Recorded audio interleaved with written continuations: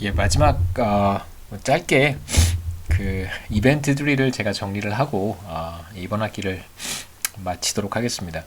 그 월요일이죠. 월요일 강의 시간에 이벤트 3를 간단하게 소개를 했고요. 대충 이제 어떤 충격이 발생했고 얼마나 오랫동안 충격이 지속되는지에 대한 소개는 제가 간단하게 했기 때문에 우선 일기 균형을 계산하는 것도 제가 간단하게 한번 소개를 했었습니다. 그래서 충격 직후에 물론 총수요 충격이 8기간 동안 지속이 되겠지만 충격이 발생하고 나서 첫 번째 시점에 일기에 형성되는 단기 균형을 어렵지 않게 찾을 수 있을 거라고 생각을 하고요. 그래서 단기 균형의 정의란 다시 한번 말씀드리면 인플레이션율이 주어졌을 때 중앙은행은 어떠한 GDP 갭을 선택을 할 텐데 파이 1과 같이 이렇게 파이 1과 같이 인플레이션이 주어지면 중앙은행은 이러한 GDP 갭을 선택한다는 것이고요.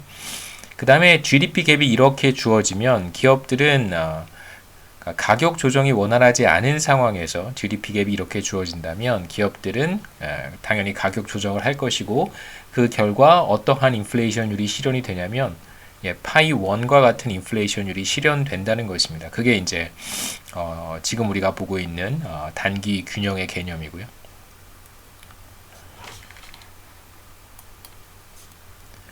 그래서 우선 1기부터 시작해서 8기까지 총수요 충격이 나타날 텐데 총수요 충격의 크기는 동일하기 때문에 GDP 갭이 1%만큼 이제 확대되는 총수요 충격이고요. 그림과 같이 총수요 곡선이 위쪽으로 혹은 바깥쪽으로 이동하게 됩니다.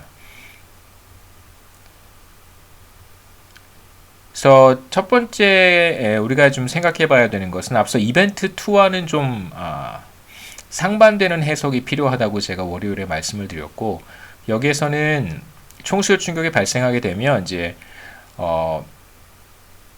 현재 GDP 갭 상황에서 1%만큼의 이제 GDP 갭이 발생했는데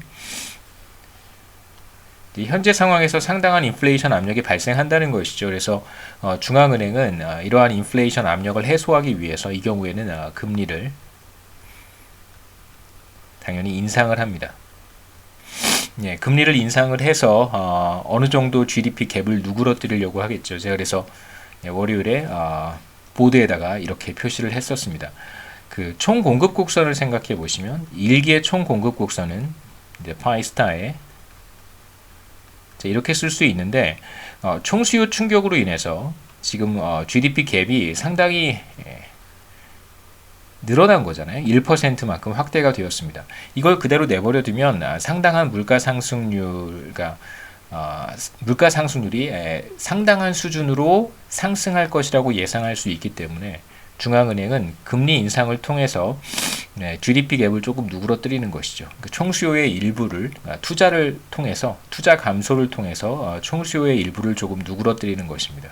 당연히 금리 인상을 통해서 목적을 달성할 수 있겠죠.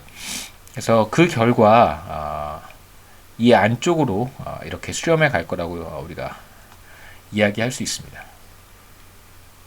이렇게 내려오고 이렇게 올라가는 그런 과정을 겪을 수 있을 것이다. 뭐 당연히 이러한 경로를 따라가진 않겠지만 그냥 우리가 어떤 과정을 생각해 본다면 이렇게도 얘기할 수 있겠죠. 그래서 인플레이션 압력을 해소하기 위해서 중앙은행은 금리를 인상하게 되고요. 총수요가 어느 정도 위축이 됩니다. 그렇다고 하더라도 금리 인상을 통해서 투자 수요를 위축시켜서 총수요를 어느 정도 누그러뜨리기는 하지만 애초에 발생한 총수요 충격이 그래도 상당히 크기 때문에 일기 균형의 모습은 당연히 경기 과열이겠죠. 그래서 경기 과열 상태가 나타납니다. 물론 금리를 인상해서 어느 정도 누그러뜨렸으니까 이제 GDP 갭이 Y1 해 수준에 도달한 것이고요. 중앙은행이 만약에 전혀 다른 메뉴판을 가지고 있다면, 뭐 당연히 그럴 수 있겠죠. 전혀 다른 메뉴판을 가지고 있다면, GDP 갭을 누그러뜨리지 않고 그대로 물가 상승률로 전가하는 그러한 메뉴판을 가지고 있을 수도 있고, 그렇다면 이제 총수요 곡선이 굉장히 가파른 경우, 스티프한 경우라고 할 수 있을 거고요. 혹은 정반대로 GDP 갭을 상당히 많이 누그러뜨리는, 그러니까 인플레이션에 대해서 굉장히 적극적으로 대응하는 그런 메뉴판을 가지고 있을 수도 있겠죠. 중앙은행이 그러한 정책을 선호할 수도 있습니다. 그 경우에는 총수요 곡선이 굉장히 플랫하다고 얘기할 수 있겠죠. 여하튼 일기의 균형은, 제가 지금 무슨 말씀을 드렸냐면 참고로 생각해 보시면 중앙은행의 총수요 곡선이 이렇게 생겼을 수도 있겠죠. 총수요 곡선이, 중앙은행의 총수요 곡선이라는 말은 좀 어색하고요. 총수요 곡선이 이렇게 생겼을 수도 있고, 그러니까 이러한 상태에서 만약에 총수요 충격이 1%만큼 발생한다면, 그렇다면 총수요 곡선은 이렇게 오른쪽으로 평행하게 이동을 하겠죠. 그럼 일기의 균형은 이쯤에서 형성이 될 거예요. 그 총수요 곡선이 굉장히 스티프하다면, 그러니까 이 얘기는 무슨 얘기냐면, 물가 상승률에 대해서 혹은 인플레이션에 대해서 그렇게 적극적으로 대응하지 않는 중앙은행이라고 생각해 볼 수 있겠죠.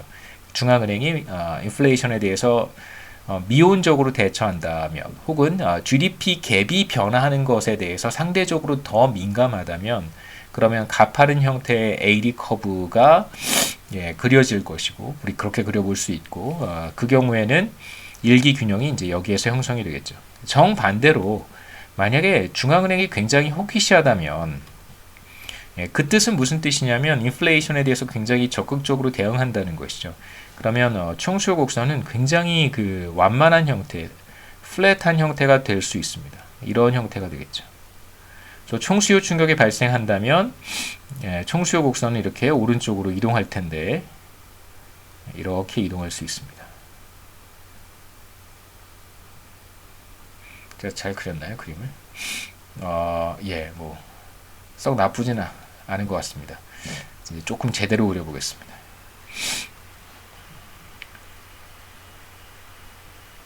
이렇게 그리면 되겠죠, 그렇죠? 이게 최초의 총수요 곡선이고요. 총수요 충격이 발생한 이후에는 이렇게 그려볼 수 있습니다. 네. 그러면 이 경우에 일기의 균형은 여기에서 형성이 되겠죠. 총 공급 곡선과 만나는 점이 이 점일 거예요. 이 점은 어떤 특징을 갖냐면, 일기 균형에서 물가 상승률이 굉장히 낮잖아요.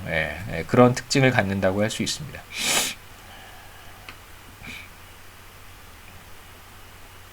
네.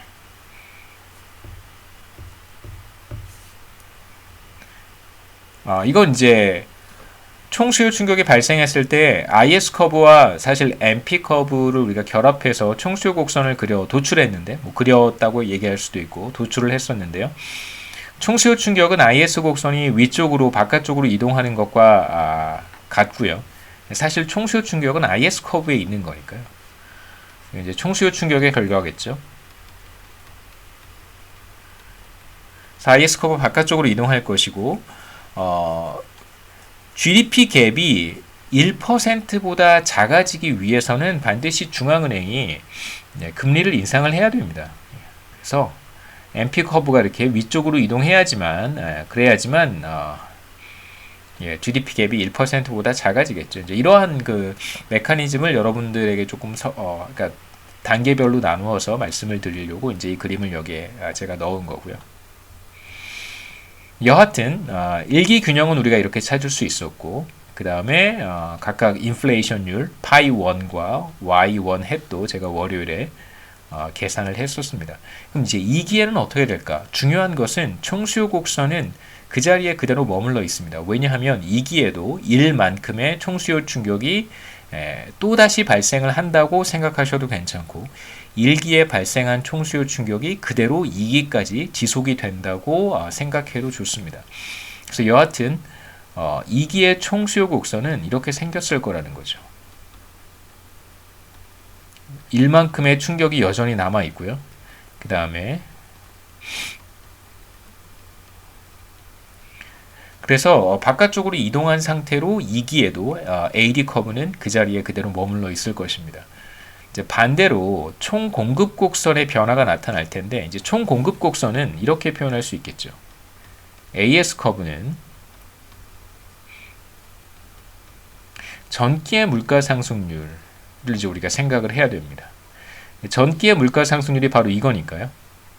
그렇다면 2기의 총 공급 곡선은 이제 이전과 다른 곳에 위치하겠죠.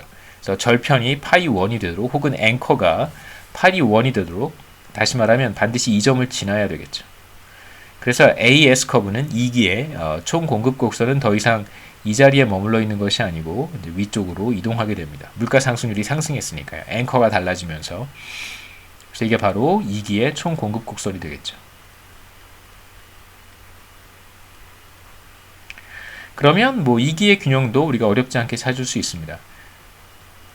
이게 E2가 되겠죠. 2기의 균형을 이해하는 방식도 1기의 균형을 이해하는 방식과 크게 다르지 않습니다. 그러니까 여전히 인플레이션 압력이 상존하고 있기 때문에 중앙은행은 금리를 추가로 인상을 해야 돼요. 그래서 1기 균형에서 2기 균형으로 가는 것도 같은 메커니즘입니다. 그러니까 금리를 추가로 인상을 합니다. 그렇기 때문에 2기 균형에서 GDP 갭이 1기 균형에서의 GDP 갭보다 더 작아지겠죠. 그래서 2기 균형 보시면 GDP 갭이 더 줄어들잖아요. 이거는 당연히 중앙은행이 금리를 인상했다는 뜻입니다. 1기보다 더 1기에도 금리를 인상했고 추가로 금리를 인상했다는 뜻이죠. 그래서 2기 균형은 경기 과열은 당연히 1기보다는 조금 더 줄어들고요. 이쪽 방향으로 가고 있으니까 경기 과열의 정도는 1기보다 줄어들지만 물가 상승률은 이제 1기보다 더 상승합니다.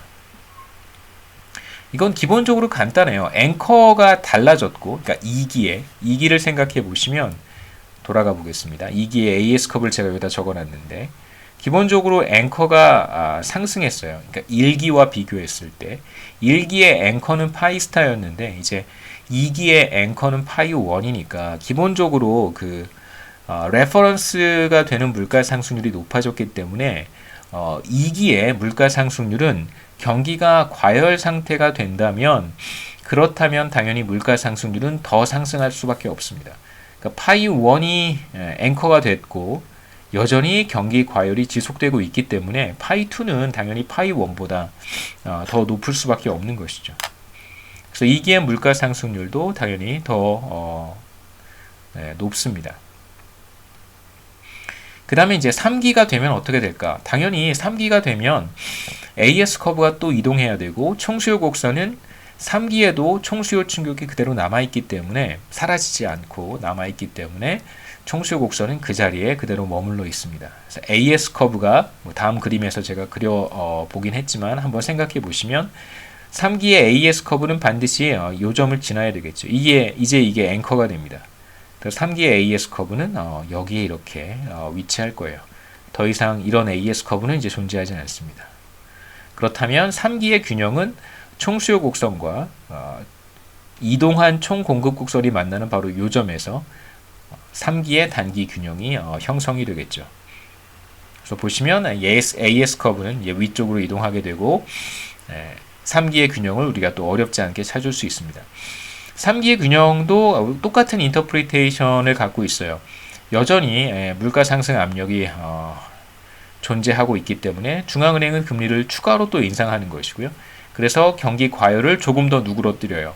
하지만 기본적으로 앵커가 상승했고 여전히 그 정도는 좀 줄어들었지만 경기 과열 상태이기 때문에 물가는 지속적으로 상승합니다. 그러니까 인플레이션율은 죄송합니다.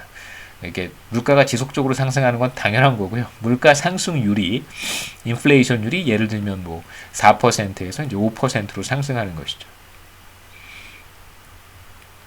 그래서 4기에 또 AS 커브는 이동할 것이고요.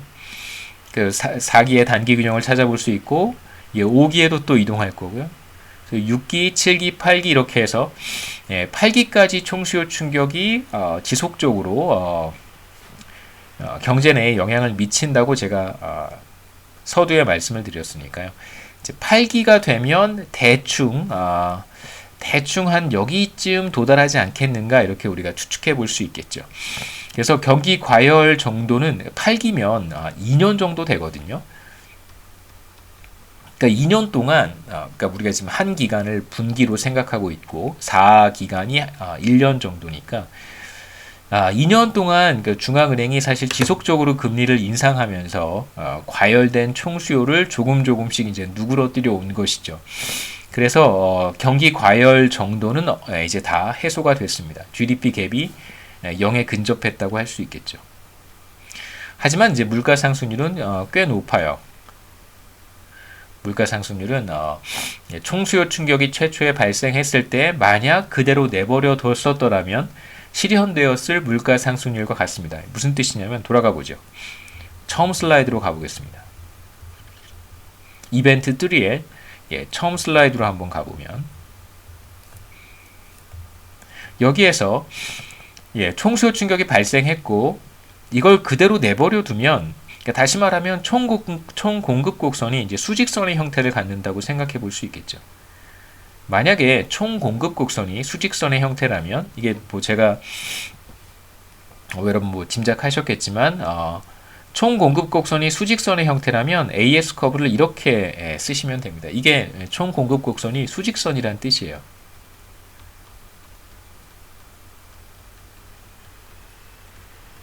네. GDP 갭은 제로다가 바로 AS 곡선이 수직선이란 뜻이겠죠.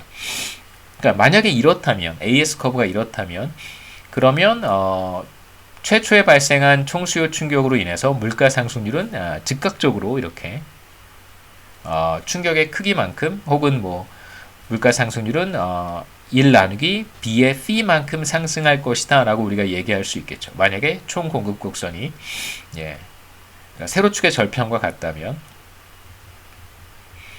여하튼 8기간이 지나면 이제 서서히 중앙은행이 뭐 지속적으로 통화 정책을 펴왔기 때문에 경기가 과열되었다가 조금씩 누그러뜨려지면서 결국은 물가 상승률은 충격에 왔었더라면 그리고 그때 즉각적으로 물가가 상승했었더라면 도달하게 되었을 바로 그 인플레이션율에 궁극적으로 도달하게 됩니다. 한 8기간 정도 지나면. 그 다음에 이제 문제는 총수요 충격이 8기간 동안 거시경제에 영향을 미친 이후에 이제 그 다음 기부터 사라지는 거잖아요. 이제 9기가 되면 어떻게 될까? 9기가 되면 총수요 충격이 사라지기 때문에 제가 여기다 AD 커브를 한번 다시 그려보죠. 9기의 AD 커브는 이제 이렇게 생겼을 거예요. 파이 9의 파이 스타 이렇게 생겼겠죠. 그러니까 총수요 충격이 사라질 테니까 그렇다면 AD 커브는 0기의 AD 커브 위치로 다시 돌아와야 됩니다. 0기의 AD 커브는 이제 여기 있었으니까요. 이런 모습을 가져야 되겠죠. 그러니까 이렇게 다시 아래쪽으로 내려와야 됩니다. 다음 그림에서 제가 표현했듯이 총수요 곡선은 총수요 충격이 사라지면서 이제 원래 위치로 되돌아오게 되겠죠. 그러니까 이런 상태를 만약에 뭐 예를 들어서 그대로 방치한다면 중앙은행이 만약에 그대로 방치한다면 아마도 상당한 디스인플레이션 압력이 발생할 것이다 라고 우리가 예상해 볼 수 있습니다. 그래서 만약에 이렇게 총수요가 사실은 크게 이제 사라져 버린 것이니까 어떤 상황을 생각해 볼 수 있냐면요. 우리가 지금 사실 이 비슷한 과정을 뭐 정확히 똑같은 과정은 아니지만 꽤 비슷한 과정을 이제 우리가 얼마 전까지 겪었습니다. 주택 시장이 과열되면서 한 2년에서 3년 가까이 이제 주택 시장이 사실 굉장히 과열이 됐고 금리가 인상되는 과정에서 이제 주택 시장에 거의 뭐 마치 거품이 있었던 것처럼 거품이 있다가 거품이 사라져 버린 것 같은 그런 느낌이 들 정도로 주택 시장이 굉장히 빠른 속도로 냉각되긴 했지만 여하튼 지금 우리가 우려하는 바로 주택 시장의 모습과 비슷하다고 할 수 있겠죠. 갑작스럽게 총수요 충격이 사라져 버린 거예요. 그렇다면 상당한 디스인플레이션 압력이 발생합니다. 우리가 주택 시장에서 지금 보고 있는 아파트 가격이 얼마나 더 떨어질 것인가가 사실 사람들의 관심사인 거잖아요. 지금 그러한 비슷한 맥락이라고 생각해 볼 수 있습니다. 물론 정확히 똑같지는 않고요. 이 상황 자체를 그렇게 이해할 수 있다는 것입니다. 물론 지금 주택 가격이 크게 떨어진다고 해서 지금 제가 말씀드리는 것처럼 중앙은행이 금리를 다시 인하하는 그 경로를 따르지는 않을 거예요. 그래서 제가 말씀드리는 겁니다. 사실 이제 지금 인플레이션 과정이 총수요가 과열되어서 나타난 현상이기도 했습니다만, 여러 가지가 또 복합적으로 작용하고 있으니까요. 여하튼 현재 인플레이션 이게 바로 대충 근사적으로 8기의 인플레이션율이 되겠죠. 정확히 8기의 인플레이션율은 아니겠지만 8기의 인플레이션율은 뭐 여기 어디쯤 있으니까요.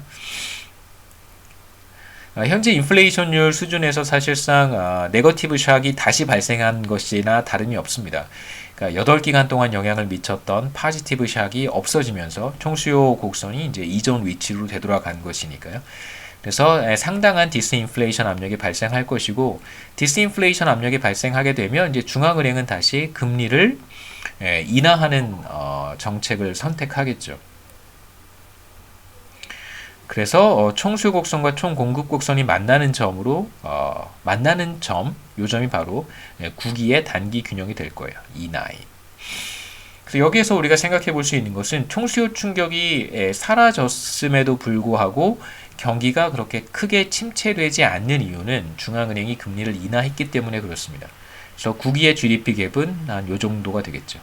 물론 리세션은 맞지만 리세션의 정도가 1만큼, 마이너스 1만큼은 아니라는 뜻입니다. 왜냐하면 중앙은행이 다시 금리를 정상화하는 과정에서 투자 수요가 어느 정도 늘어나게 됐고, 그래서 리세션의 정도도 이제 완화되었다고 생각해 볼 수 있겠죠.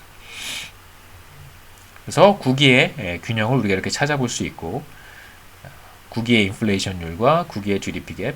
물론 제가 시험 문제 낼 때는요, 보통 1기에서 2기 균형 정도만 계산하라고 하지 3기부터는 계산하는 게 되게 힘들어요. 제가 이렇게 막 학생들은 제가 시험 문제를 통해서 학생들을 괴롭힌다고 생각할지 모르겠지만, 저는 3기, 4기 이렇게 계산하라는 문제는 내진 않습니다. 굉장히 고통스럽기 때문에 그래요. 별로 얻을 수 있는 것도 별로 없거니와 그렇게까지 계산할 필요도 없습니다. 당연히 9기의 단기 균형을 계산해 보라 이런 거 제가 물어보지 않겠죠. 다만 지금 어떠한 경로를 따라서 가는지 정도는 좀 생각해 보셨으면 좋겠습니다. 그 진행 과정이라든가 경로죠. 제가 화살표로 표시했는데 최초의 균형에서 총수요 충격이 발생하면 이 원으로 갔고요. 이 원에서 시간이 흘러감에 따라 8분기 동안 거의 근 2년의 시간 동안 여기까지 도달했고, 총수요 충격이 사라지면서 다시 E9이라고 하는 단기 균형으로 이동해 왔습니다. 그러니까 10기가 되면 어떻게 될 것인가? 총수요 충격은 모두 사라졌고요.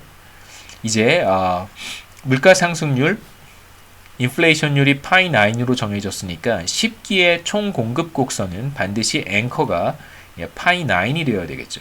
그래서 10기의 총 공급 곡선은 반드시 이 점을 지나야 됩니다. 여기가 절편일 테니까요. 파이의 9인데 이 점을 반드시 지나야 됩니다. 그래서 10기의 총 공급 곡선은 여기에 위치하겠죠. AS의 10. 다음 그림에서 바로 이 위치에 있어야 됩니다. 그렇다면 10기의 균형도 우리가 어렵지 않게 찾을 수 있겠죠. 물가 상승률은 이제 계속해서 떨어질 것이고, 앵커도 마찬가지로 계속해서 떨어질 거예요. 이런 식으로 시간이 계속해서 흘러가면 AS 커브는 계속해서 아래쪽으로 이동해 갈 것입니다. 그림에서 보시면 이렇게 계속해서 이동해 가서 충분한 시간이 흐르면, 그러면 이제 원래 위치, 최초에 있었던 AS의 제로 위치로 총 공급 곡선은 이동해 가겠죠. 그래서 시간이 흐르면 장기 균형 혹은 스테디 스테이트 혹은 밸런스드 그로스 패스 그쪽으로 수렴하게 됩니다. 정리를 해보면 이런 한 번의 사이클을 우리가 이야기했다라고 생각해 볼 수 있겠죠. 최초의 균형에서 총수요 충격이 발생하게 되면 E1으로 갔다가 E1에서 시간이 흘러감에 따라 E8까지 갔다가, 그리고 다시 총수요 충격이 사라지면서 E9으로 가고, 뭐 어느 정도 리세션이 발생을 했지만 이제 금리를 정상화하면서 다시 이제 이전 수준으로 회복한다, 이렇게 얘기할 수 있습니다. 그래서 이제 뭐 마지막 두 장의 슬라이드가 남았는데, 우리가 앞서 봤던 임펄스 리스판스 펑션을 한번 그려볼 수 있을 텐데요. 총수요 충격이 발생하면서 인플레이션율은 상승해요. 한번 보시죠. 이 사이클만 주목해서 보시면 됩니다. 처음에 인플레이션율이 크게 상승하겠죠. 파이스타에서 파이 뭐 대충 여기가 파이 1쯤 될 테니까요. 여기가 파이 1이죠, 그렇죠? 파이 1까지 꽤 첫 번째 첫 단계 충격 직후에 물가 상승률이 꽤 많이 상승한 이후에 시간을 두고 점진적으로 계속 상승합니다. 그래서 여기까지 상승하겠죠.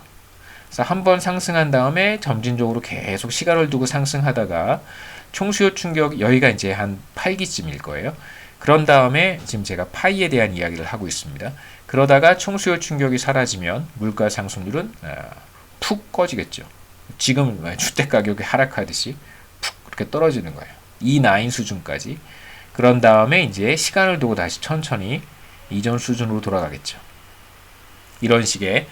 그래서 지금 제가 똑같은 그림을 그려본 것입니다. 충격 직후에 한번 물가 상승률이 크게 상승하고 그 다음에 한 1년하고 3분기, 한 7분기 시간을 두고 서서히 물가 상승률이 꾸준히 상승하다가 총수요 충격이 사라진 이후에 물가 상승률이 하락하고 쭉 이전 수준으로 되돌아가겠죠. GDP 갭도 우리가 비슷하게 이야기할 수 있습니다. GDP 갭은 여기서 한번 보시면 우선 GDP 갭은 총수요 충격이 발생하면서 경기가 과열되잖아요. 경기가 과열됐다가 다시 이전 수준으로 돌아왔다가 리세션으로 들어갔다가 다시 이전 수준으로 돌아옵니다. 다시 말하면 그림으로 그려보면 GDP 갭인데요. 처음에 경기가 이렇게 한번 크게 과열됐다가 쭉 사이클이 이제 사라지겠죠. 그러다가 총수요 충격이 사라지면서 리세션으로 들어가요. 그런 다음에 다시 이전 수준으로 이렇게 회복됩니다. 똑같은 그림을 우리가 그려보면 이렇게 되겠죠. 충격 직후에 GDP 갭이 상승했다가 이전 수준으로 돌아가고 제가 제대로 그렸나요? 네, 제대로 그렸습니다. 이전 수준으로 돌아가고 8분기에 다시 이제 총수요 충격이 사라지면서 리세션으로 들어갔다가 다시 이제 경기가 회복되는 회복 국면으로 들어가겠죠. 그렇죠? 이런 이제 하나의 사이클도 우리가 8기간 동안 지속되는 총수요 충격을 통해서 재현해 볼 수 있다. 이렇게 얘기할 수 있습니다. 네, 여기까지가 제가 월요일에 미처 다 이야기하지 못했던 13장 이벤트 3와 관련된 내용이고요. 그래서 시험 공부 준비하면서 시간 날 때 잠깐 들어보시면 시험 준비하는데 도움은 좀 되지 않을까 이런 생각이 있습니다. 한 학기 동안 거시경제학 수강하시느라고 고생 많으셨고 기말 시험 준비 잘 하셔서 또 시험에서 또 좋은 성적 얻으셨으면 좋겠습니다. 한 학기 동안 감사했습니다.